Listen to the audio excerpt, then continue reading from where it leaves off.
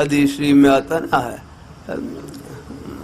اللہ تعالیٰ اپنی میں ہے، بخاری شریف میں بھی ہے، ابو داؤد شریف میں بھی حدیث شریف ہے کہ شیطان اگر شیطان علیک لیل طویل پڑھ کر نے یہاں یہ سر کے پچھلے حصے پر گدی پر تھپکی مارتا ہے اور سستی کی 3 گرے لگاتا ہے. ہاں علیک لیل طویل، ابھی تو بڑی لمبی رات ہے، ابھی تو بڑی لمبی رات ہے، آپ سوئے رہیں. بالخصوص آپ دیکھ لیں یہ اذان کے قریب، نماز کے وقت قریب بڑی گہری نیند آتی ہے.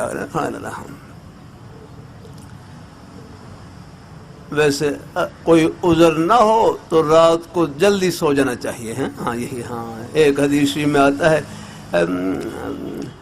اللہ تعالیٰ آپ صلی اللہ علیہ وسلم نے عشاء کی نماز کے بعد بلا ضرورت بات چیت کرنے سے منع فرمایا کرے. ہاں مقصد یہ ہے کہ تاکہ صبح کی نماز کے لیے اٹھ سکیں. ہاں